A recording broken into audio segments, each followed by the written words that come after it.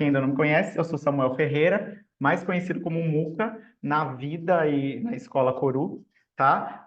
Eu sou de Mogi Guaçu, sou guaçuano, tenho 34 anos, sou geminiano também, trabalho aqui na Escola Coru, cuidando das comunidades. A gente tem a comunidade do Diversas Conversas, tem comunidade dos alunos, tem a comunidade de Papo de RH. Então, eu fico ali na organização de trazer e fomentar novas coisas ali para a comunidade, agregar sempre valor para elas, tá? E também a atração de alunos aqui da Escola Coru, né? Fui contador numa época muito longínqua da minha vida, né? Trabalhei 8 anos com isso e decidi mudar. Hoje eu sou psicanalista também, cuido dessa parte, né?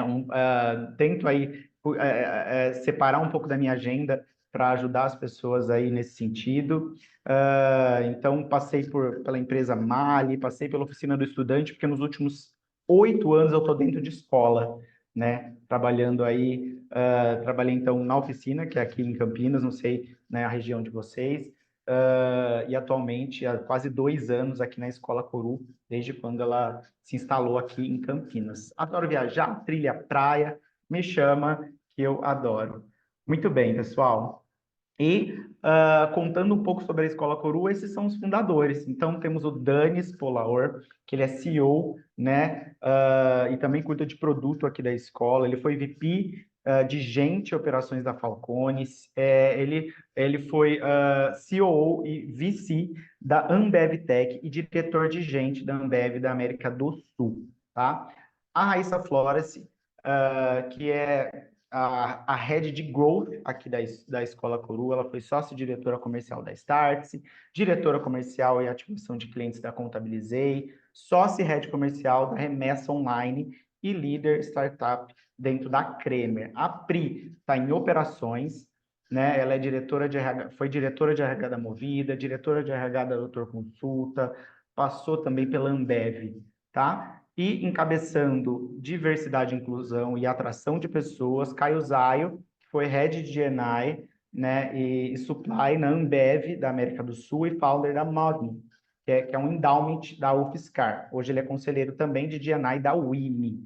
Então, essa galera aí que encabeçou a Escola Coru, né? E basicamente como que funciona a nossa escola, tá? Nós temos aí 4 torres, né, que a gente consegue trabalhar tanto o B2C quanto o B2B, tá bom? Então, dentro da Torre Tech, nós temos aí cursos de engenharia de dados, ou ciência e análise de dados, desenvolvimento de software front, back-end, então ele é full stack, tá? Produtos digitais, UX e UI, inovação, ambidestria organizacional, entre outros. Essa é a nossa torre de tech. Nós trabalhamos tanto o B2C, né? Aqui no Hub em Campinas, o curso tem a duração de 6 meses, uma vez por semana com tutoria. Então, tem uma pessoa tutora que acompanha esses alunos, né? Então, a gente quer levar um selo Coru para essas pessoas, para que elas sejam absorvidas aí para o mercado de trabalho. Então, a gente tem esse trabalho também de fazer essa conexão com o mercado. Nós temos alunos de 16 até 60 anos aqui dentro da escola. A gente quer estar procurando o primeiro emprego, ou pessoa que está fazendo um upskilling, um reskilling, que já trabalha na área, ou galera está fazendo transição de carreira, tá bom?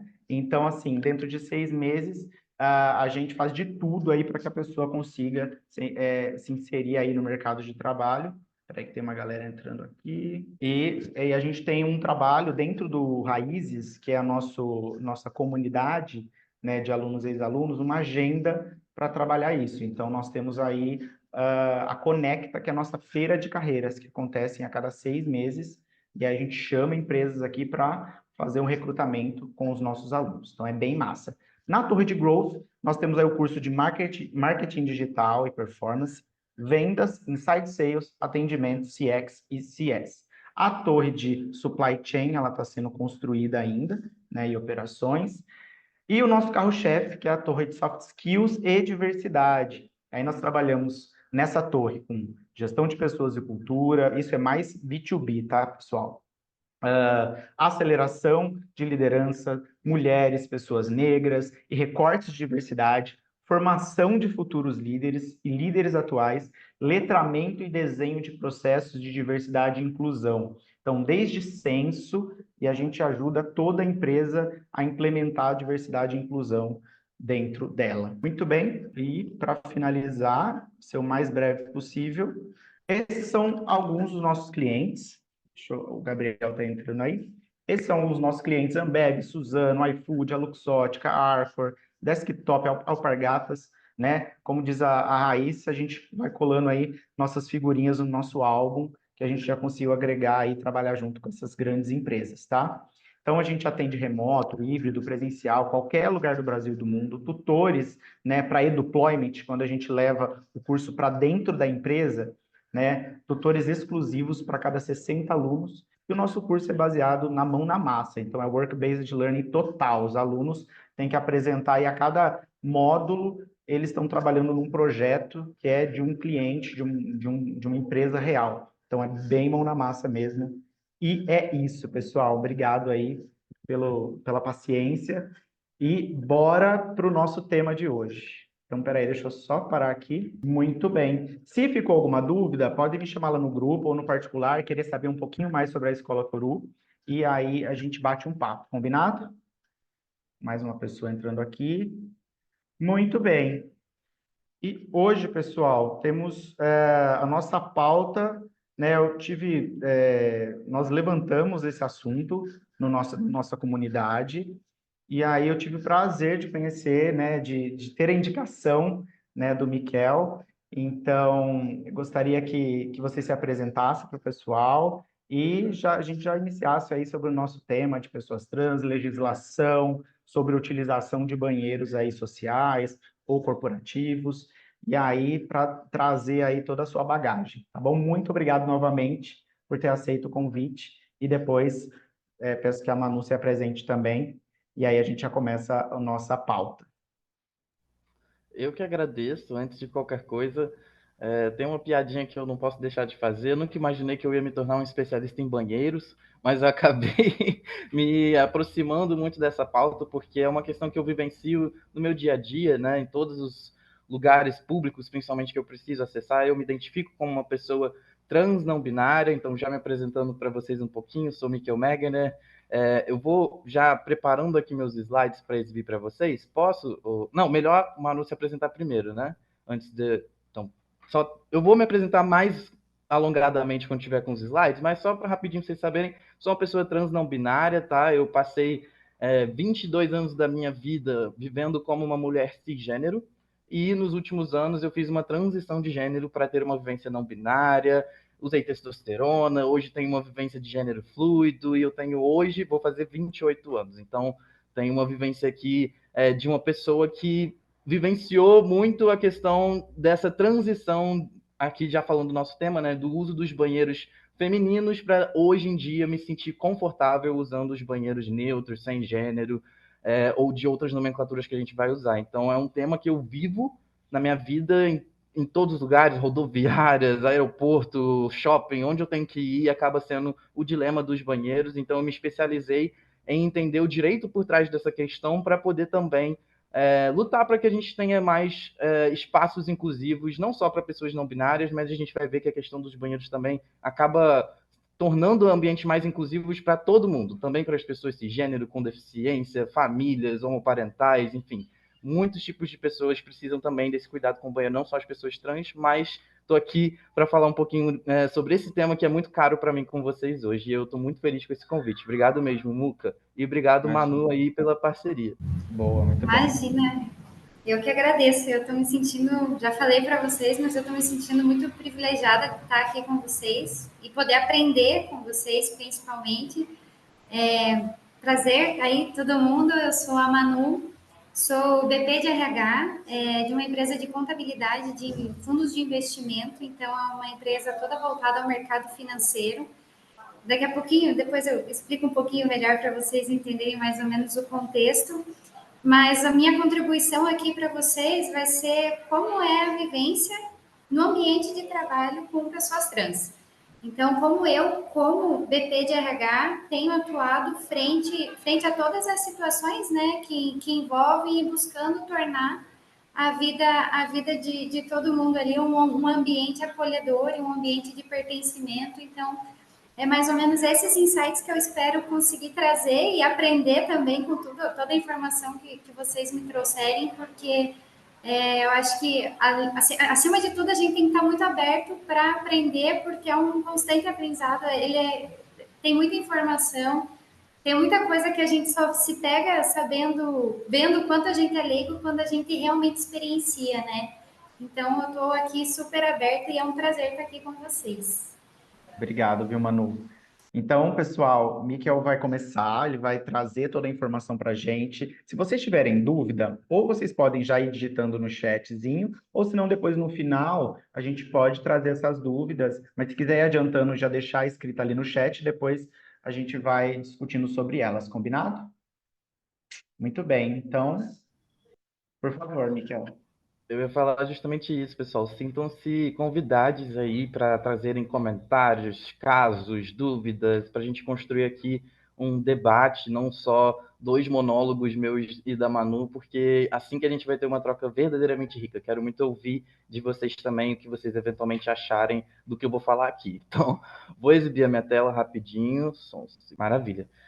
Vou tentar ser breve para sobrar mais tempo para a gente poder debater, tá, pessoal? Mas se vocês quiserem também me interromper a qualquer momento, fiquem à vontade, tá? Então, essa marca que está aí na tela é da empresa que eu fundei, tá? Que é a Merg. Nós somos uma consultoria, na verdade, uma empresa que presta serviços de consultoria e mentoria em diversidade e compliance. Nosso propósito é gerar a inclusão necessária sem riscos desnecessários, ou seja, a gente tem a expertise de diversidade, equidade e inclusão, com uma comunidade incrível de especialistas de diferentes áreas de atuação, mas a gente também tem especialistas como eu, que são juristas, que são formados em direito, que têm essa atuação jurídica, então a gente consegue ter um olhar para a gestão de riscos jurídicos nas ações de diversidade e inclusão e com isso prover soluções mais completas para as organizações de diferentes setores. Hoje eu vou falar com vocês sobre legislação e atualidades sobre pessoas trans e o uso de banheiros sociais e corporativos.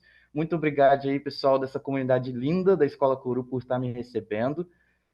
Como eu falei um pouquinho, mas só aprofundando um pouco mais na minha pessoa, né, Mikkel Mergener, eu sou fundador da Merg, que é essa consultoria, e também me identifico como empreendedor e consultor e mentor e palestrante, tenho diferentes áreas de atuação na minha vida profissional.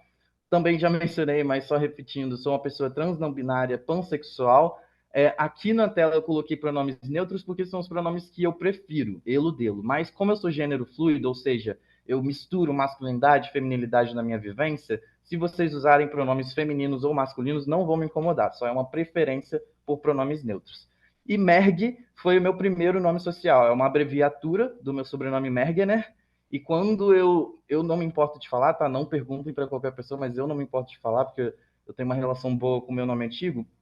Eu me chamava Maria Clara. E quando eu deixei de me identificar com esse nome, eu não tinha, assim, isso é uma coisa que acontece, eu não sabia imediatamente qual nome que eu ia querer em definitivo. Então, já me chamavam de Merg como um apelido, por ser uma abreviatura do meu sobrenome, e eu acabei usando esse nome Merg por 2 anos da minha vida como nome social. Então, quando eu fui fundar a minha empresa, acabou que coloquei também um nome que remetia à minha história. Produzo conteúdo no LinkedIn, no Instagram, se vocês quiserem me acompanhar, vai ser um prazer receber vocês nas minhas redes, mas vamos seguir em frente. Hoje, pessoal, separei a minha fala aqui em 3 partes, tá? E depois eu vou passar a bola para a Manu falar um pouquinho de como que ela vivenciou, como ela vivencia essa questão dos banheiros inclusivos na empresa dela, que é a Denver Contábil. Então, primeiro a gente vai falar sobre o básico, identidades trans e o uso dos banheiros, o que a gente precisa saber para entender a importância desse assunto. Depois a gente entra no direito brasileiro, o que a nossa lei fala sobre isso, né? A nossa lei e as decisões judiciais. E, por fim, como que as empresas podem se posicionar para serem inclusivas. Esses vão ser os meus pontos de fala hoje. Só para estar todo mundo na mesma página, tá? Imagino que boa parte das pessoas que possam estar vendo esse vídeo depois ou que estejam aqui sincronamente com a gente já tem uma noção desses conceitos de cis e trans por terem se interessado por esse tema do assunto de hoje. Mas acho que vale a pena a gente balizar só para estar todo mundo na mesma página, tá? Então, quando a gente está falando de identidades trans, a gente está falando de conformidade de gênero. O que é conformidade de gênero, pessoal? É a satisfação em viver conforme a sociedade espera do gênero percebido no nascimento. O que isso quer dizer? Quando uma pessoa nasce, vamos tomar o meu exemplo. Quando eu nasci num corpo que foi identificado como corpo feminino. Então, no meu registro civil, que é a certidão de nascimento, foi colocado sexo feminino. A partir desse registro, todos os meus comportamentos, as minhas preferências, tudo na minha vida, a sociedade esperou que fosse feminino, que eu usasse roupas femininas, que eu tivesse preferências femininas, e isso não aconteceu na minha vida. Eu tinha preferências andrógenas e masculinas que conflitavam com o que a sociedade esperava de mim. Então, por isso, eu tenho, posso dizer, o que a gente chama de inconformidade de gênero. Então, eu não me conformei, não me senti satisfeito estando de acordo com o que a sociedade esperava de mim pelo corpo em que eu nasci. Por isso, eu me identifico como uma pessoa trans. O critério para diferenciar as pessoas cisgênero das pessoas transgênero, ou cis e trans, é a conformidade de gênero. Então, as pessoas cis, elas são gênero conforme. Elas se sentem, ainda que em algum nível não totalmente, mas elas se sentem, na maior parte do tempo, satisfeitas em performar os comportamentos esperados para o corpo em que elas nasceram. Então, as mulheres cisgênero, elas se sentem, num geral, né, satisfeitas em performar a feminilidade. Elas não sentem o que eu senti, por exemplo, que foi esse desconforto, essa trava. Eu queria performar masculinidade e androginia, mas o mundo me empurrava para a feminilidade. Então, essa que é a discrepância entre pessoas cis e pessoas trans. Esse nível de desconforto com que a sociedade espera do seu gênero. E existem diferentes graus de conformidade de gênero, tá? Mas quando a gente fala das pessoas trans, são pessoas que estão num nível de inconformidade de gênero que elas realmente se posicionam como trans. Ou seja, elas fazem questão de dizer: eu não me identifico com o que a sociedade espera que eu performe em termos de gênero. As pessoas trans são todas essas pessoas que estão ali do lado dessa chave, tá? São pessoas transfemininas, mulheres trans e travestis, pessoas transmasculinas, homens trans e transmasculinos, e pessoas não binárias, que podem ter diferentes tipos de identidade, gênero fluido, como é a minha, bigênero, agênero, várias outras nomenclaturas. Então, a gente tem diferentes tipos de pessoas trans dentro dessa ampla comunidade que é a comunidade trans. Quando a gente vai falar de banheiros, é muito importante da gente diferenciar quais pessoas trans usam quais banheiros, para a gente entender a importância de terem banheiros inclusivos para todas as pessoas. Então, as pessoas trans femininas, as mulheres trans e as travestis, elas, em geral, tá? Não é regra, como está aí no slide, mas em geral, as pessoas trans femininas, elas preferem usar o banheiro feminino. Então, não dá para a gente falar: todas as pessoas trans são obrigadas a usar o banheiro sem gênero, ou o banheiro multigênero, ou qualquer outra nomenclatura. Não, tem pessoas trans que vão se sentir confortáveis usando o banheiro feminino ou masculino. A gente também precisa falar desse ponto. A gente precisa respeitar essa questão. As pessoas trans masculinas, por outro lado, tendem a usar o banheiro masculino, mas é muito importante a gente falar que, para serem banheiros masculinos inclusivos, não pode haver só mictórios. A gente precisa ter também as cabines. Pode parecer óbvio, mas não é. Já passei por muitas situações desconfortáveis por conta disso. E as pessoas não binárias, por outro lado, como eu, em geral, tá? Não é regra, mas em geral, podem preferir usar uma terceira opção de banheiro, que não seja binária, que não seja feminino ou masculino. Pode ser um banheiro sem gênero, neutro, multigênero, unissex. E aí, mais no final da minha fala, a gente vai falar sobre qual nomenclatura eu acredito que é a mais correta nesse caso, tá? Mais aconselhada da minha parte. Mas, só para fechar esse ponto, além das pessoas não binárias, outro grupo de pessoas, outros dois grupos de pessoas que também costumam preferir um banheiro, uma terceira opção que não seja um banheiro binário, são as pessoas que estão em transição de gênero. Então, por exemplo, no meu caso, foi inclusive no meu aniversário de 23 anos. Eu percebi que, cara, acabou para mim, eu não consigo mais fugir, eu sou uma pessoa transgênero, tá? Eu não sou feliz sendo chamado de Maria, não sou feliz tendo essa vivência cisgênero, não dá mais, eu preciso transicionar, eu preciso me assumir para a sociedade para eu poder conseguir me sentir confortável. Eu decidi isso num dia, mas no dia seguinte o meu corpo estava igual, estava ali um corpo ainda plenamente visto como feminino, como uma mulher cisgênero. Então, mas a partir daquele momento eu já não me sentia mais confortável, e até um pouco antes, né? Eu já não me sentia mais confortável de usar o banheiro feminino com outras pessoas que são mulheres ou travestis. Então, é importante a gente ter em mente que as pessoas que estão em transição de gênero, em geral, elas também têm uma aparência andrógena, elas podem até nem querer fazer modificações corporais. Então, as pessoas em transição de gênero, e incluo aqui também as pessoas andrógenas, também podem preferir usar esse banheiro, que é uma terceira opção. E é importante mencionar também que as pessoas andrógenas podem ser pessoas cisgênero, tá? Podem ser tanto pessoas como, por exemplo, drag queens que podem estar montadas, quanto realmente pessoas cisgênero que são andrógenas e acabam sendo confundidas com outro gênero. Essas pessoas podem também acabar se sentindo mais seguras usando um banheiro que não é binário. Então, só para a gente entender que não são só pessoas não binárias que usam essa terceira opção, mas a gente também precisa ter as opções binárias para ser inclusivas para as pessoas, para a comunidade trans como um todo. Então, esse era o básico para a gente entender identidades trans e a importância dos banheiros. Agora eu já vou entrar na parte do direito, tá? Lembrando que vai ficar gravado, então se vocês quiserem voltar, olhar com calma, depois vocês podem só olhar o YouTube. Eu também, independentemente do nosso espaço aqui síncrono, eu estou à disposição nas redes sociais para tirar qualquer dúvida que vocês possam ficar desse nosso papo aqui. Quando a gente vai falar do direito brasileiro, e aí aqui falando como bacharel em direito, é uma parte que eu vou fazer o meu esforço máximo para não usar juridiquês. Quero falar do direito sem usar juridiquês para ser o mais inclusivo e acessível possível. Mas se vocês tiverem alguma dúvida de algum termo que eu usar também, podem me falar. Quando a gente fala do direito brasileiro, a gente tem que falar em 3 esferas que estão juntas. Por isso que eu coloquei nessa imagem círculos concêntricos. Então, a gente tem a União, que é, vamos dizer assim, o Brasil, né, a federação, que é uma instância que tem decisões e leis que alcançam todo o país. Então, quando a gente fala da União, a gente está falando de questões que, se decididas, elas vão afetar toda a população brasileira. Quando a gente fala dos estados, as leis estaduais, as decisões dos tribunais estaduais, a gente está falando de um âmbito de aplicação dentro do limite do estado. Então, por exemplo, lei estadual de São Paulo. Essa lei ela só tem aplicação dentro do estado de São Paulo. Então, ela não se aplica a todo o Brasil. E, da mesma forma, nos municípios, a gente tem leis municipais e decisões que vão se aplicar só à esfera daquele município. Então, é importante a gente entender isso, que tem 3 níveis, né?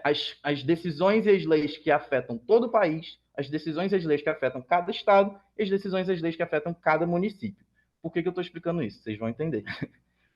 Falando primeiro sobre o que está acontecendo no Brasil, tá? A nível Brasil, o que o direito brasileiro atualmente fala sobre a questão dos banheiros e das pessoas trans? A nível nacional, a gente não tem uma lei federal específica que fale sobre o assunto, até porque a gente ainda não tem uma lei federal que fale especificamente sobre a comunidade LGBT num geral, tá? A maior parte das legislações que a gente vê são estaduais e os direitos garantidos à nossa comunidade, na verdade, vieram, na maioria, de decisões do Supremo Tribunal Federal. Então, a gente não tem leis para falar sobre esse assunto dos banheiros ou da comunidade LGBT no Brasil, mas a gente tem algumas coisas que se aplicam a nível federal. Primeiro, a nossa Constituição. Em 1988, a gente decidiu que esse país teria uma Constituição que proíbe todo tipo de discriminação e que trata todos os seres humanos como em nível de igualdade, né? A gente deveria falar equidade, mas a nossa Constituição, ela tem ali mecanismos que falam que, pelo menos a população trans, ela deveria ser protegida. Então, é a Constituição que é usada de base para o STF, por exemplo, garantir que as pessoas trans têm direito ao nome. A Constituição, ela nos protege de certa forma. A gente também tem uma resolução do Conselho Nacional LGBT sobre banheiros e vestiários em instituições públicas de ensino, mas isso só se aplica às instituições públicas de ensino, não tem força de lei.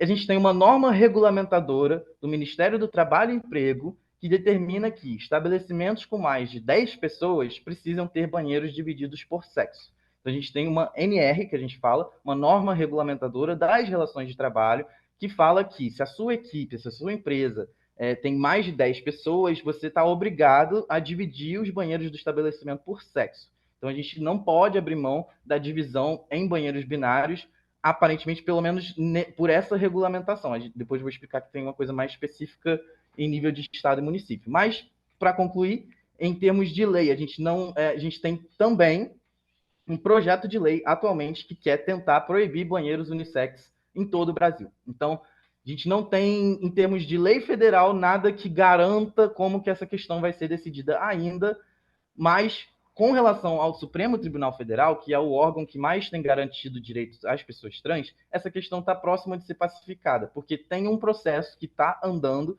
que vai decidir essa questão. Então, o STF já está decidindo, já está julgando se as pessoas trans têm o direito de usar os banheiros conforme o gênero, e nesse processo, a Procuradoria-Geral da República já emitiu um parecer favorável, ou seja, o próprio uma instituição que representa o poder público já falou, olha, eu acho que sim, as pessoas trans devem ter direito de usar o banheiro conforme o gênero, e 2 ministros do STF também já votaram a favor, mas o processo ainda não andou. Então, tende a se resolver no sentido de que as pessoas trans têm sim o direito de usar o banheiro de acordo com o gênero, mas com a condição de que essa identidade de gênero seja exteriorizada. Então, por exemplo, que eu sou lido, eu tenho exterior como uma pessoa masculina, eu tenho direito de usar os banheiros em que as pessoas masculinas usam, também os banheiros não binários, mas pela minha exteriorização de gênero não ser feminina, isso limita o meu direito de usar banheiros femininos, a não ser que, por exemplo, estou num contexto em que eu estou mais andrógeno.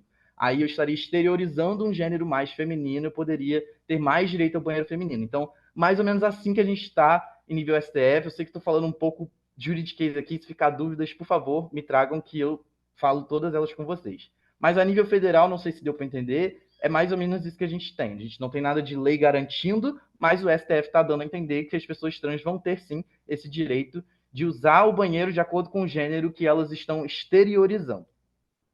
Nos estados e municípios, para concluir essa parte da lei, a coisa está muito confusa, tá? Enquanto o STF não decidiu a questão para o país inteiro e pacificou e falou, olha, pode ou não pode, tá, vamos dizer assim, um toma lá da cá, porque em diferentes estados e municípios do Brasil, o poder legislativo, que é o que faz as leis, tem várias pessoas tentando passar projetos de leis que proíbem a criação de banheiros unissex ou inclusivos. Então tem muita gente tentando, nos estados e municípios, proibir os banheiros inclusivos. E em alguns municípios, as leis foram de fato aprovadas.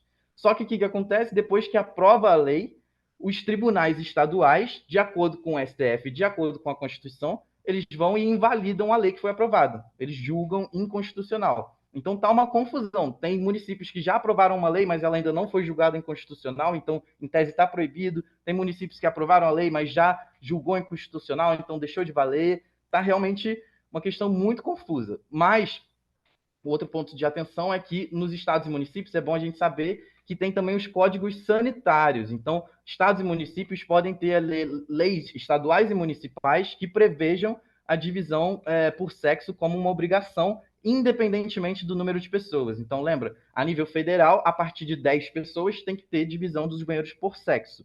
No nível municipal ou estadual, pode ser que não precise nem ter esse critério de 10 pessoas. Por exemplo, em São Paulo, o Código Sanitário já determina que tem que ter, no município de São Paulo, tá? Tem que ter uma divisão por sexo, independentemente da quantidade de pessoas. Então, tem a lei que se aplica ao país todo, mas também é importante entender qual lei se aplica ao seu município especificamente, ao município em que a sua organização atua. Sobre lei, era isso, pessoal. Já estou aqui um pouquinho encaminhado, mas estou fazendo o meu melhor aqui para a gente poder sobrar um tempo para debater. Último ponto da minha fala. Então, como se posicionar, né? Como que eu aconselho as empresas a se posicionarem, obviamente, a favor, né, do uso das pessoas trans do banheiro de acordo com a identidade de gênero? É uma questão que me toca profundamente, então eu vivo na pele e eu acho que é uma questão também de cumprir a lei, né? A gente já tem, como eu falei, a Constituição, o STF já determinou que transfobia é crime, então se posicionar a favor dos banheiros, de que as pessoas trans possam usar o banheiro que elas se sintam confortáveis, na minha visão, a escolha certa a se fazer. Então, para seguir essa escolha, quais argumentos vocês podem levar institucionalmente ou no dia a dia, caso esse assunto surja aí na mesa de bar, como que vocês podem argumentar para que a gente, aos poucos, crie uma sociedade que permite que esses banheiros mais inclusivos existam com mais frequência?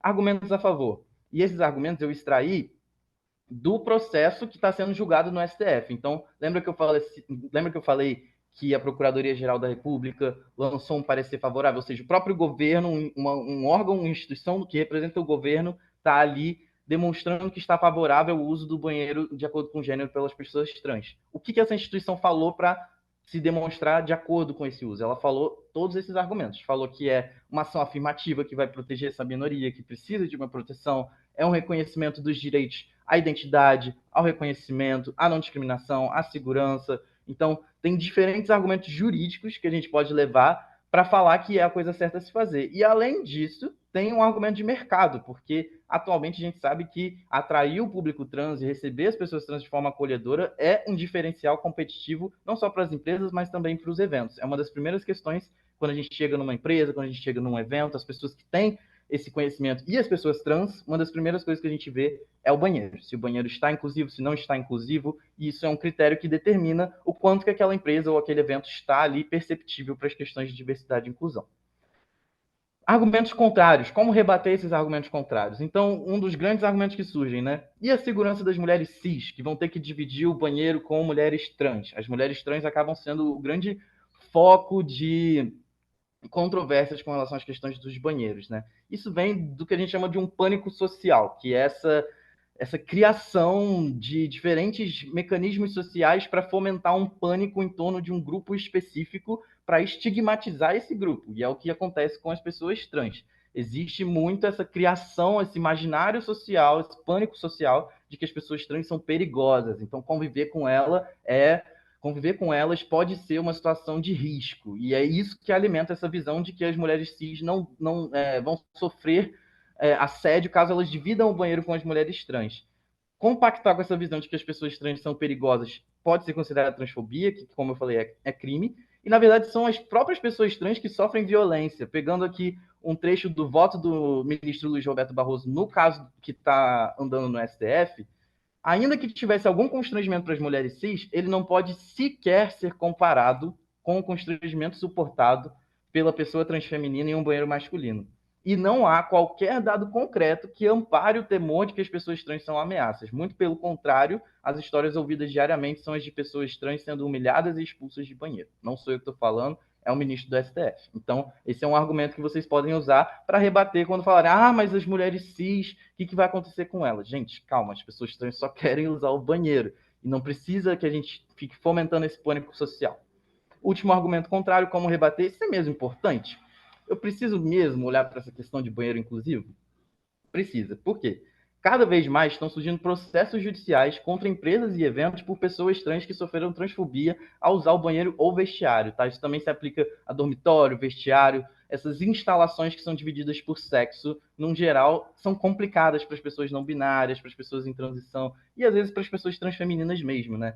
E, além disso, como eu já falei, receber pessoas trans de uma forma acolhedora é também poder ter acesso a esses talentos que são grandes diferenciais competitivos, principalmente hoje em dia, tá? E aí eu coloquei só duas manchetes que são casos recentes aí tanto de uma empresa, né, no caso um shopping, quanto um evento, que é uma festa, em que mulheres trans, ou mulher trans e uma travesti tiveram um problema ao usar o banheiro feminino. O que acontece é justamente isso. A pessoa trans vai usar o banheiro com que ela se sente confortável e ela acaba sendo expulsa, ela acaba sendo maltratada, ela acaba sofrendo algum tipo de violência só por querer usar o banheiro com que ela se sente mais confortável.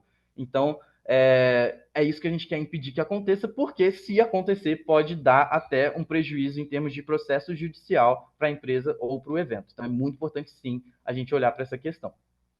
Agora, eu realmente estou encerrando, tá, pessoal? Últimas dicas: qual nomenclatura, qual placa e qual configuração de banheiro escolher? O que eu aconselho para vocês? Com relação à nomenclatura, as que eu acho mais aconselhadas são banheiros sem gênero, banheiros neutros ou banheiros multigênero, se o banheiro for só para questões ligadas a gênero. Então, tem um banheiro feminino, um banheiro neutro e uma terceira opção que vai ser para pessoas de outros gêneros. Beleza.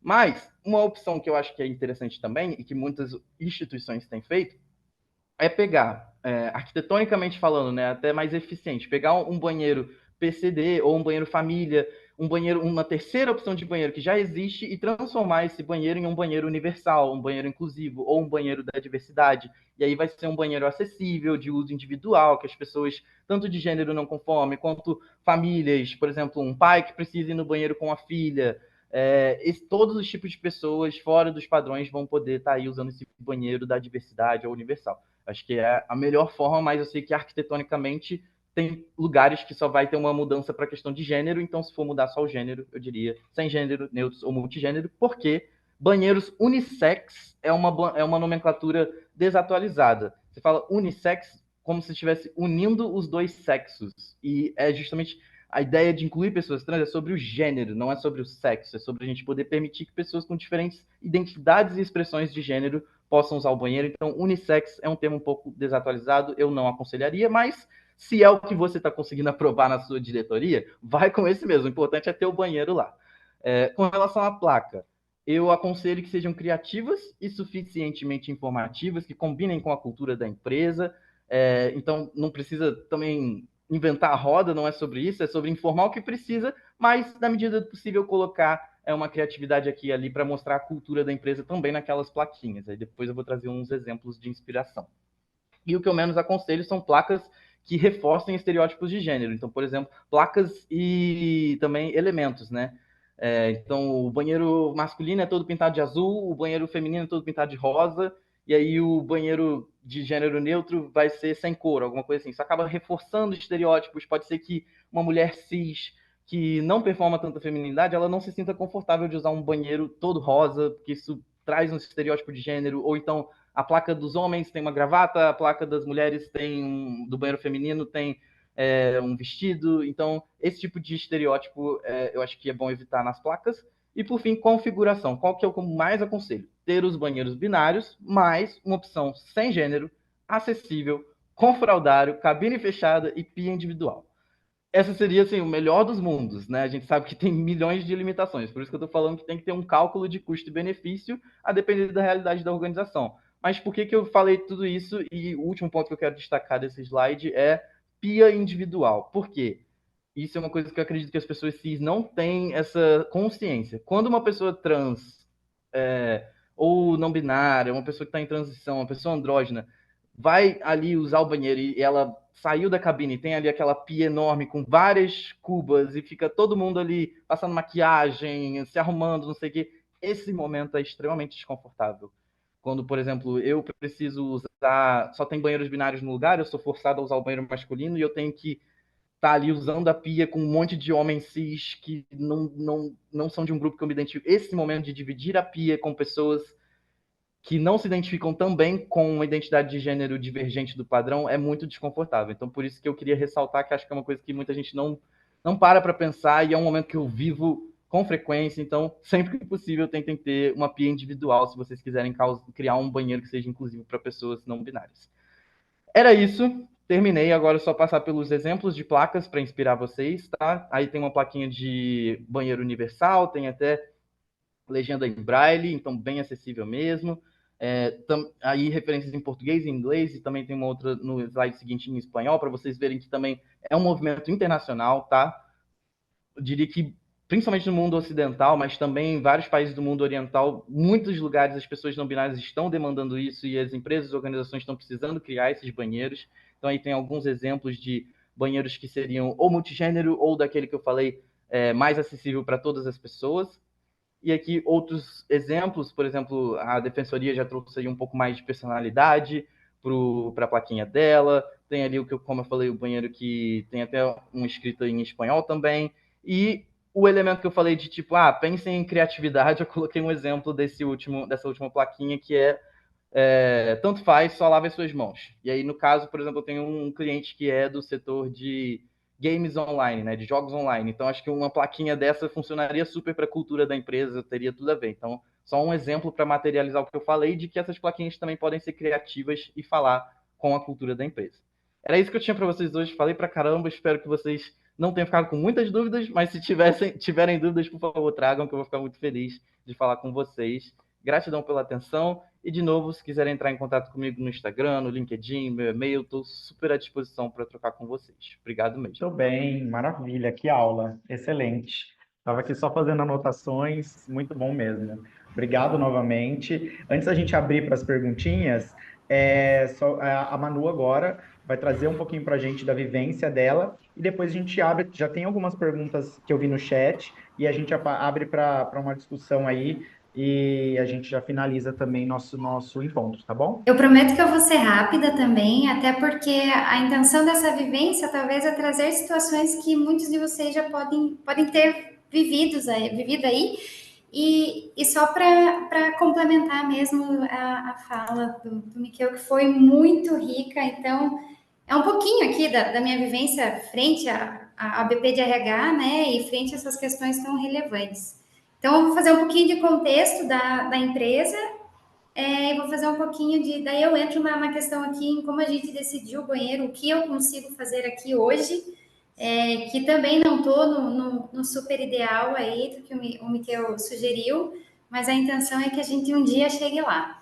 Então, hoje eu atuo como BP de RH aqui numa empresa de contabilidade voltada a fundo de investimento. Então, a gente é uma empresa bem ligada ao mercado financeiro.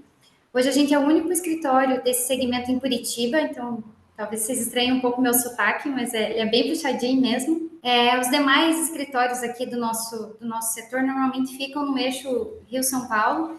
Então, a gente tem aí alguns diferenciais além da localização, que são, por mais que a gente seja uma empresa do mercado financeiro, a gente não usa o dress code, então o pessoal aqui, inclusive os sócios, às vezes vêm de bermuda e chinelo. A gente não opta por locar um escritório fixo, uma salona gigante, a gente optou por locar uma casa, então aqui a gente tem um jardim enorme para o pessoal descansar na parte da hora do almoço ou dar uma refrescada na cabeça ali à tarde. A gente tem uma churrasqueira que o pessoal também adora fazer um churrasquinho aqui na sexta-feira, então sai de tudo, hambúrguer, churrasco vegano, churrasco vegetariano, uma carninha também, então é uma das coisas que a gente usa para descontrair. E um dos nossos diferenciais aqui também é a diversidade. E eu, particularmente, eu vim de empresas grandes aí, empresas de no mínimo 2.000 funcionários, e eu acredito que eu tenha visto menos diversidade nessas empresas do que aqui, que é um escritório contábil aí, que todo mundo pode pensar que é engessado, e com 50 pessoas. E o mais legal é que, mesmo sendo pequeno, mesmo sendo um escritório contábil, mesmo sendo um mercado financeiro, ela é uma diversidade que aconteceu naturalmente, sabe? Ela foi vindo com a empresa mesmo, conforme a empresa foi crescendo, essa diversidade ela veio junto, assim, não teve aquela barra forçada de acontecer. Então, eu acho que esse é um dos diferenciais por eu gostar tanto de estar aqui. Então, basicamente, aí a gente tem economista, contador e administrador, incluindo a minha primeira formação, que também é administração. Hoje eu estou finalizando minha segunda graduação em psicologia, mas a primeira também foi ADM. E nessas 50 pessoas, só para fazer um contexto para vocês aí de diversidade, nessas 50 pessoas a gente tem 26 homens, 24 mulheres, nós temos aí 4 mulheres em cargos de liderança, temos 2 pessoas trans e 3 pessoas negras. Falando em quantidade pode parecer pouco, mas quando a gente põe aí o percentual, acredito que quem trabalha com diversidade sabe o quanto é difícil alcançar alguns números. E considerando que a gente não faz essa busca incessante no mercado, que são números orgânicos que vieram, que aconteceram, de acordo com o que a gente estava buscando mesmo, assim, sem precisar ser aquela carga de busca incessante, é muito legal de ver que isso aconteceu aqui, né? E entrando no tema da nossa conversa, hoje a gente tem 2 pessoas colaboradoras aqui que me ensinam muito. E eu sempre tento olhar para as questões de diversidade, e em uma das conversas que eles estava conversando com eles me falaram alguma coisa que fez muito sentido, porque a sensação que eu tenho é que parece que eu nunca tenho conhecimento suficiente, parece que eu nunca estou preparada para ter esse tipo de conversa, parece que eu sempre estou deixando de ver algo. E eles me falaram, Manu, tem coisas que a gente acaba por perceber só quando isso entra na nossa realidade. E não tem problema você não saber. O problema seria se essas coisas entrassem ali na tua realidade e você não tivesse interesse e atenção para olhar para isso. Então, na hora que eles falaram isso, a minha cabeça fez tipo, puf. Eu falei, ufa. Parece que me deu um alívio mesmo, assim. E eu não sei se isso faz sentido para vocês, mas faz sentido para mim. E todo dia eu tento aprender alguma coisa nova com eles. A sensação é que nunca vou saber o bastante, mas eu sempre estou aqui disposta a aprender e fazer o melhor, tanto para eles quanto para todo mundo que está aqui. Talvez vocês até vejam aí eu dando uma escorregada na linguagem, mas é que não é do nosso costume aqui, inclusive entre eles mesmo não é uma questão que eles gostem de usar os pronomes, eles gostam de ser tratados como eles. Então, aqui eu acabo não me atentando particularmente tanto assim, mas então, se vocês verem que eu dei uma escorregada aqui, é por isso. E a questão do banheiro, pelo menos aqui, foi um assunto, digamos, tranquilo, porque a gente definiu um banheiro feminino, um banheiro masculino e o banheiro unissex, porque foi o que deu para fazer. Não é o ideal? Não é, mas é o que tem ali, e para que a intenção foi que eles escolham qual eles prefiram usar. Ambos preferem usar o banheiro masculino, e tá ótimo, não tem nenhuma discriminação por causa disso, ou se precisarem usar o banheiro unissex ali, também sem ser uma escolha deles, e para a gente isso, na verdade, é irrelevante, né? Mas aí, conversando com eles sobre isso, eu percebi a complexidade desse assunto. E daí eu resolvi trazer um pouquinho da fala de um deles para compartilhar aqui com vocês, tá? Eu vou ler rapidinho. Eu entrei na empresa um dia depois de tomar a minha primeira dose de testosterona. Ou seja, minha voz era extremamente fina, meu corpo tinha curvas, basicamente eu não tinha passibilidade ou conforto em meu corpo. Isso sempre causou insegurança em me afirmar perante aos outros. Eu tinha medo de ser considerada uma piada, mas nessa época os banheiros não tinham determinação de gênero, então não precisava ficar autoconsciente em cima disso. Quando a empresa cresceu, me determinaram os banheiros, aí me deu um baque. Será que todo mundo me via da mesma forma como eu me vejo? Será que eu conseguiria sair da minha zona de conforto? Se eu usar o banheiro masculino e não concordarem? Se eu usar o banheiro feminino e acharem que eu sou um impostor? E se algum humano me visse entrando no banheiro masculino, ele ia atirar com a minha cara? E pelas costas, o que deviam falar de mim? Que eu sou uma mulher instável psicologicamente que quer ser macho? Assim, é muito fácil eu começar a me perder e me afundar em autoconsciência e insegurança de aliviar uma necessidade biológica do meu corpo.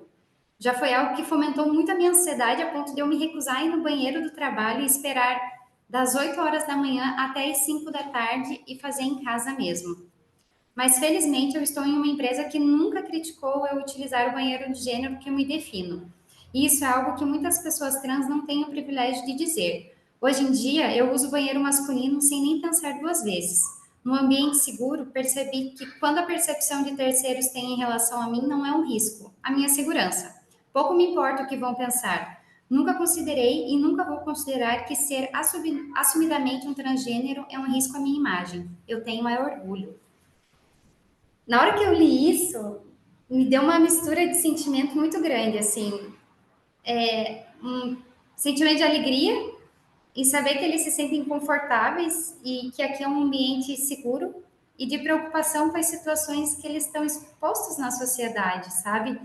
Eu não tenho como colocar informação e tomar ação pelas pessoas, mas eu garanto que enquanto eles estiverem aqui próximos de nós, a gente vai fazer o que for necessário para que eles se sintam pertencidos. Únicos, assim, e muito relevantes no que eles fazem como pessoa, como profissionais, porque eles são super inteligentes, dedicados, e quanto pessoas a gente valoriza muito quem eles são, sabe? Eu acho que isso é um pouquinho do relato que eu consigo trazer aqui de vivência real para vocês, de vivência com falha, com erro, com coração, com emoção. Eu espero ter contribuído para que vocês que também passam um pouco dessas situações, para que vocês também passem a ter esse olhar mais atento e cuidadoso às pessoas, sabe? Pois manda o link Obrigada. para eles, porque eles vão ficar emocionados de ver você falando assim. Ah, eu fiquei emocionada aqui pensando neles. Tá fechado, Muca? Perdão, gente. Eu estava falando quão bonito foi, né? Te ouvir assim, e diversidade é isso. Acho que é buscar essas vivências, experiências, para que tudo se naturalize da melhor forma possível, né? E se a gente não tem próximo, a gente busca a informação. Tem muita gente massa na internet e a gente tem isso aqui na mão 24 horas por dia.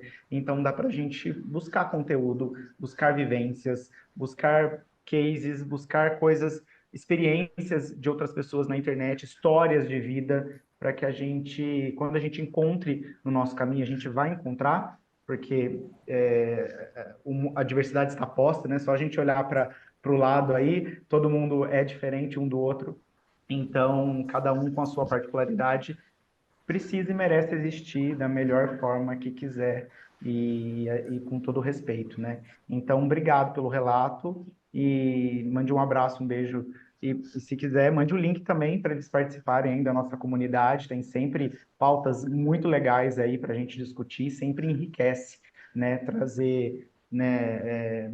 todo tipo de pessoa que possa agregar aí para nossas discussões. Obrigado, viu, Manu? Eu que agradeço muito vocês. Boa. Miquel, tem umas perguntinhas aqui. Vamos lá. Nossa, tem bastante coisa, galera.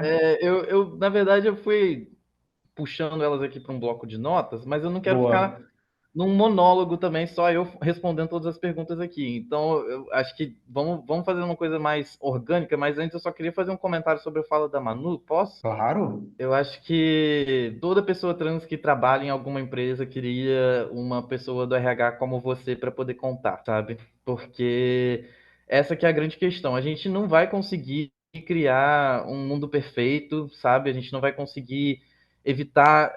Praticamente impossível. Até eu, que sou uma pessoa trans muito privilegiada, eu experimento transfobia. Então é praticamente impossível da gente evitar que essas pessoas sofram por conta de uma opressão estrutural. Mas o que eu falo é: imagina o terror toda vez que você for usar os banheiros. Eu vivo isso. Praticamente todas as vezes que eu saio de casa. Praticamente todas as vezes que eu saio de casa, eu tenho que fazer um arranjo logístico na minha cabeça para pensar: será que lá vai ter banheiro? Se for masculino, será que vai ser muito sujo? Será que eu vou conseguir usar? E já passei por perrengues horríveis de, enfim, situações assim. Então, é realmente toda vez que você vai usar o banheiro. E imagina quantas vezes você vai usar o banheiro. Então, pelo menos dentro de casa, a gente tem que se sentir seguro.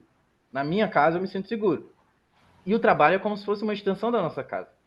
Então, pelo menos dentro de casa e no trabalho, a gente deveria se sentir seguro. Nossa, o mundo não vou conseguir controlar, mas pelo menos nos lugares que eu mais frequento, que são a minha casa e o meu trabalho, eu posso ter segurança de que ninguém vai reclamar de eu usar o banheiro que eu prefiro.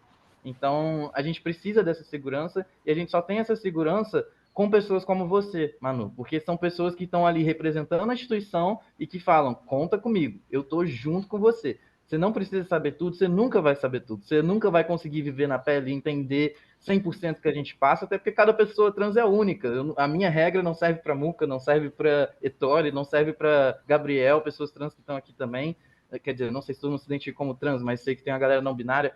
Então, cada um vai ser de um jeito. O que a gente precisa é entender que, tipo, a gente pode contar, tá ligado? Tem pelo menos alguém ali no RH que eu posso contar que se eu passar alguma situação desconfortável, ela vai me acolher. Mesmo que ela não saiba como me acolher, ela vai tentar.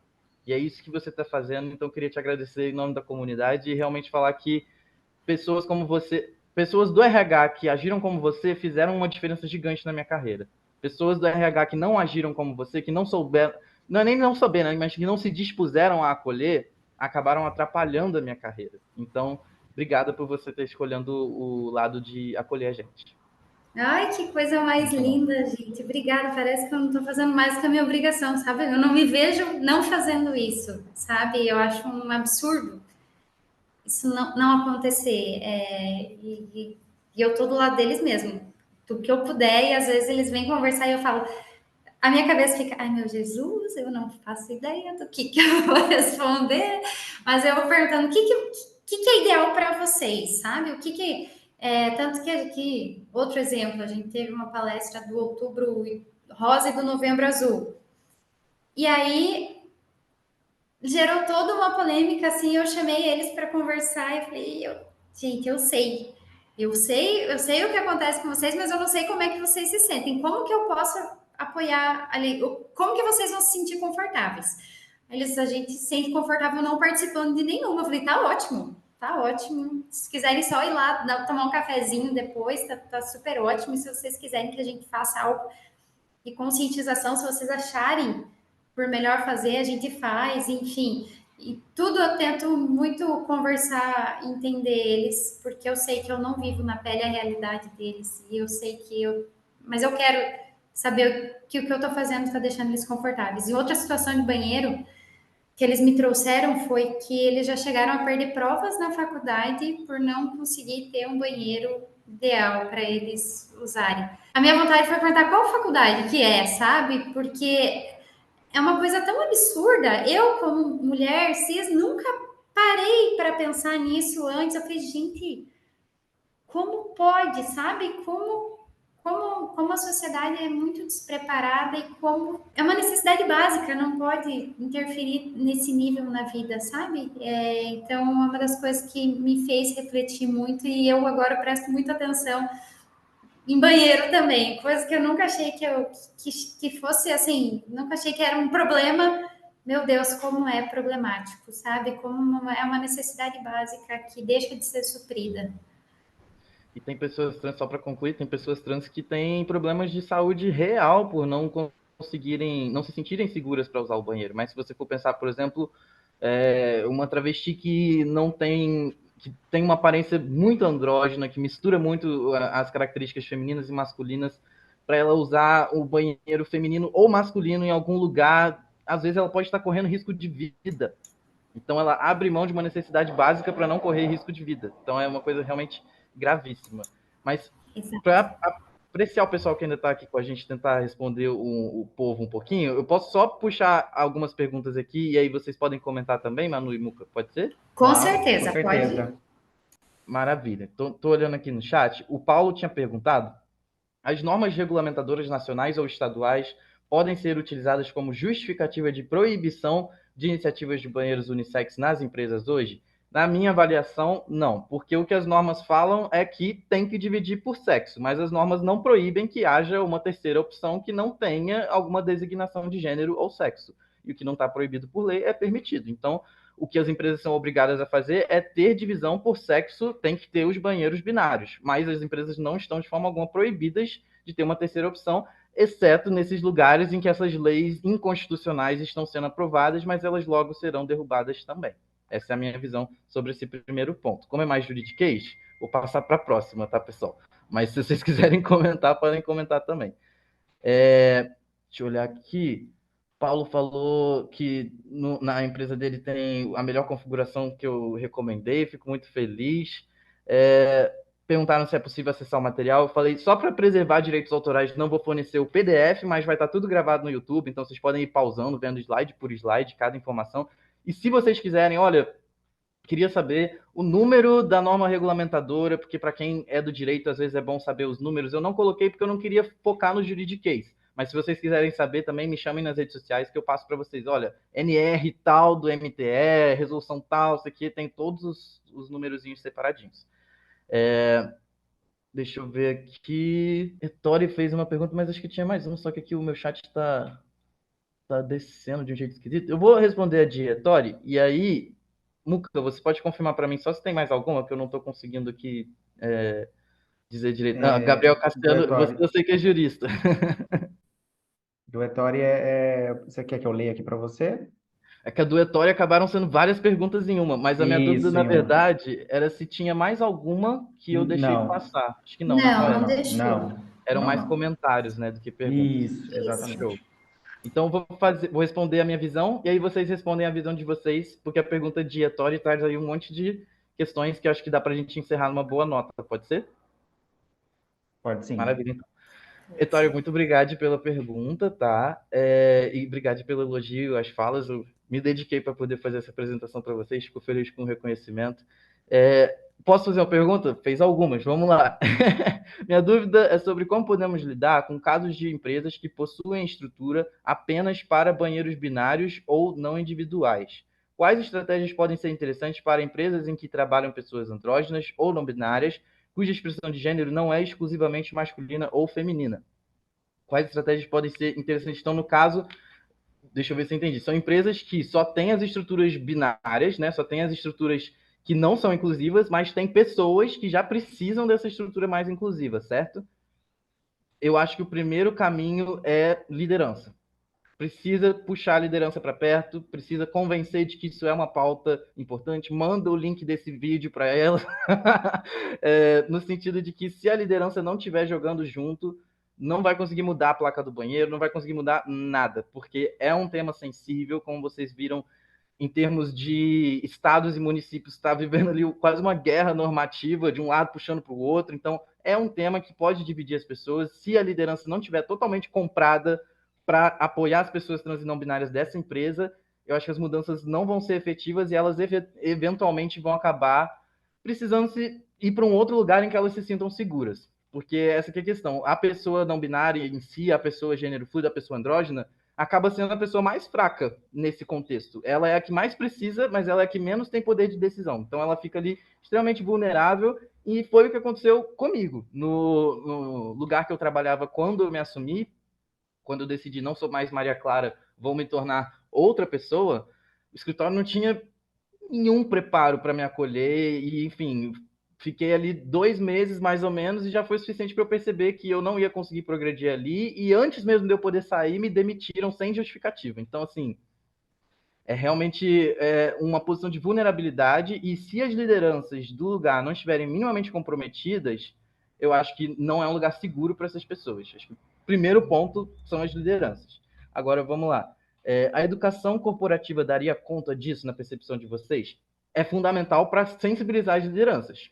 Eu acho que é fundamental. Mas eu não diria para fazer só o que é fundamental também, palestras e tal, algo mais geral. Eu acho que para as lideranças, às vezes, é importante ter grupos focais só de lideranças, em que elas vão poder falar mais abertamente sobre as dúvidas delas, ou até mentorias individuais, em que está só você e o CEO ali, num ambiente que ele pode ser totalmente vulnerável, tirar as dúvidas dele. Eu acho que para as lideranças em específico, a gente precisa ter um letramento um pouco mais direcionado, mas a educação corporativa vai, aos poucos, criando esse ambiente mais inclusivo, mais acolhedor. Então, acho que tem que ter esse hábito, sempre estar trazendo o tema de novo de alguma forma, em alguma ação. Podemos colocar esse tipo de questão nos códigos de conduta da organização? Os códigos de conduta da organização já costumam, nas organizações que pelo menos estão mais alinhadas, né, com o que se vê no mercado, já costumam prever não discriminação, prevenção ao assédio, mas o que eu acho que os códigos de conduta podem ser mais proativos e expressos em prever é proibição de transfobia, proibição de homofobia, proibição de racismo, e tem alguns códigos de conduta que não são tão diretos, e eu diria que o código de conduta em si é muito generalista, é uma grande coisa que tem que falar de tudo. Então, eu acho que não só o código de conduta tem que prever, idealmente, né, a proibição da transfobia, como também é importante haver uma política antidiscriminação que vai somar junto com esse código de conduta e que vai falar ali, por exemplo, exemplos de casos de discriminação que não são tolerados, que tipo de medida disciplinar é aplicada para cada tipo de caso, que tipo de procedimento vai ser tomado na hora da condução de uma denúncia de caso de assédio. Então, essas políticas antidiscriminação acabam criando um caminho mais evidente de como vão se processar essas questões, mas poucas empresas ainda têm, é um ponto que eu acho que a gente precisa evoluir. Só o código de conduta, que seria, vamos dizer assim, a constituição da empresa, tem que abarcar muita coisa. Então, eu acho que para realmente ser efetivo no dia a dia, tem que ter uma política adicional que vai tratar no detalhe. Olha, impedir uma pessoa trans, fazer comentários, deixá-la desconfortável ao usar o banheiro com que ela se sente confortável, será considerada uma infração grave e poderá, sabe, não precisa ser nesse nível, mas pode ter também esse nível de detalhamento se a empresa já estiver nesse nível de maturidade. Por fim, há a possibilidade de uma pessoa colaboradora cis-hétero processar a empresa por haver pessoas não binárias ou andrógenas usando banheiros binários? Olha, juridicamente falando, pode ser até que ela encontre algum caminho para, olha, vou pegar um negócio, porque a gente vê pessoas encontrando argumentos para tentar aprovar esses projetos de lei que proíbem. Então, assim, juridicamente falando, pode ser até que ela consiga construir esse processo e dependendo do lugar onde ela estiver, se for uma cidade de interior que tem um único juiz que é muito conservador e ele nem entende tanto assim do direito aplicável nesse caso, pode ser até que ela consiga ganhar no início, assim, o primeiro juiz falou, não, tá errado mesmo, a empresa não pode ter esses banheiros e tem que mudar. Pode ser até que tenha alguma coisa nesse sentido, mas quando vai para os juízes estaduais, tem esse controle, né? No caso, a empresa recorreria, olha, não estou errado, olha aqui, tem a Constituição, tem o STF, tem um monte de coisa, não estou errado, estou plenamente certo de estar colocando esses banheiros. A empresa vai se defender e aí vai para outra instância. Quando vai subir, aí já acredito que para ali o processo não vai mais andar. Então, ainda que a pessoa possa tentar, eu acredito que conforme for subindo, e pode subir até mais, vai chegar no STF, aí vai de novo entrar no mesmo balaio daquele caso que está decidido. Por quê? Aquele caso que eu falei que está sendo julgado, ele está, que a gente chama de repercussão geral. Então, todos os processos que estão ligados a esse tema no Brasil inteiro vão ser afetados pelo que o STF determinar naquele caso. Então, tem mais ou menos esses caminhos que eu visualizo. Falei um monte de coisa aqui respondendo as perguntas ao mesmo tempo, mas me diz se foi satisfatório, se ficou mais alguma coisa, porque adorei as suas dúvidas. Tudo certo? Maravilha, eu que agradeço. E eu adorei tua resposta. Conseguiu ser sucinto numa resposta complicadíssima. Muita coisa. A gente é treinado para argumentar aqui, já tô, ó. Jurista é assim. Ó, tem uma última perguntinha aqui do Ulisses, né? Aí acho que ficou um pouco lá acima do aleatório ali. Dúvida, já temos aqui em São Paulo alguns estabelecimentos que todos os banheiros sendo, sendo sem Estão sendo gênero, sem esses gênero. casos seriam proibidos? Então, depende muito da situação. Por quê? Como eu falei, tem que ver o código sanitário, tem que ver. No caso de São. E tem mais uma questão, tá, pessoal? Uma coisa é o que diz a lei, é o que deveria ser feito. Outra coisa é o mundo real, é o que as pessoas de fato conseguem fazer. A gente tem, por exemplo, uma legislação que fala que empresas com pelo menos 100 funcionários têm que ter 2% de pessoas com deficiência.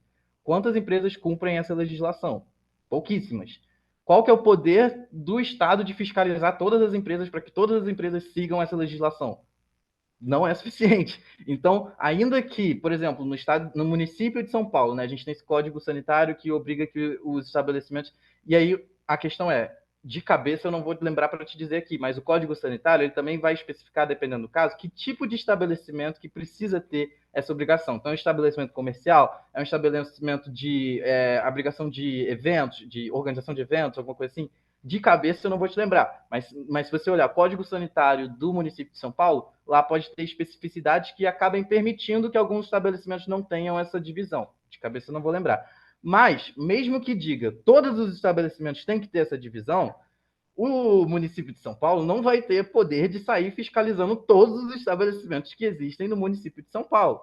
Mas há essa margem que a gente falou, né, dependendo da situação, de haver alguma denúncia. Então, a pessoa denunciou que não tem os banheiros binários. Mas, de novo, o problema não é com os banheiros neutros. O problema é as pessoas binárias poderem ali se sentirem confortáveis também. Então, é porque, enfim, a gente teve uma discussão, né? As mulheres não ocupavam os espaços públicos, então não tinha banheiros femininos. Então, as mulheres não se sentiam confortáveis em usar os banheiros masculinos. Então, essas legislações que determinam a divisão por sexo visam garantir mais acesso das pessoas femininas, das mulheres, aos espaços de trabalho, aos espaços públicos, porque no passado elas não tinham.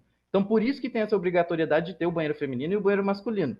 Mas, como eu falei, não tem a proibição de ter o banheiro neutro. Se tiverem lugares que só tem banheiro neutro, como eu falei, tem um poder limitado de fiscalização. O Estado não vai conseguir, o município não vai conseguir bater em todas as portas e obrigar todo mundo, mas pode haver essa possibilidade, sim, de uma denúncia no sentido de, olha, tem banheiro neutro, show, mas de acordo com o Código Sanitário Municipal deveria ter os banheiros binários. Mas aí, quem vai se sentir afim de sair denunciando cada estabelecimento que não está cumprindo? É uma coisa que, enfim, eu não tenho disposição de fazer, mas me diga se eu consegui responder a sua pergunta. Certinho, Ulisses? Respondeu sim.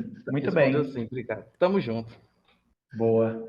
Pessoal, mais alguma perguntinha? Porque nós passamos um pouquinho aí do tempo. Eu sei que, né, é muito massa aprender, é muito gostoso aprender. Eu só não queria, né, criar um desconforto aí para os convidados também, porque a gente estabeleceu um tempinho.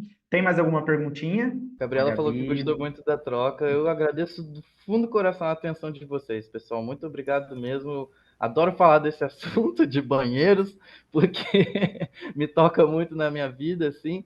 E acho que a atenção é um presente muito grande que a gente ganha de cada ser humano. Então, obrigado por terem aí me dado a atenção de vocês nesse momento. Maravilha, Eu foi agradeço ótimo. muito vocês, viu, gente? Obrigada, Miquel, por tanta troca, por tanto ensinamento. Você é um exemplo aí pra gente, tá? Obrigada. E eu vou continuar te incomodando. Então, obrigada, Chega pessoal. mais. Obrigada pela atenção de vocês aí, por se dispuserem a escutar um pouquinho da gente, né? Um pouquinho da fala, ter essa troca sempre é rica. Então, obrigada. Obrigada, Muca, pela oportunidade.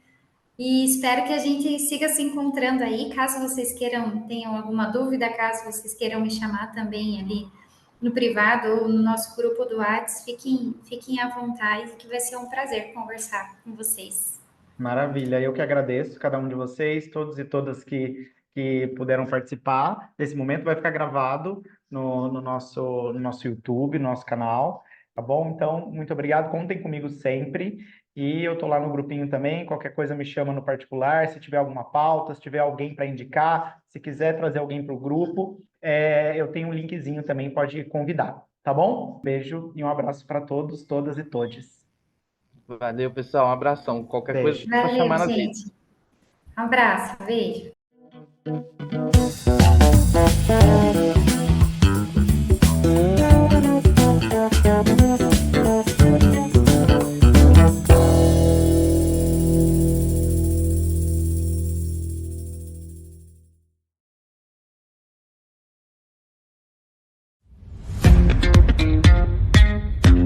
Tchau.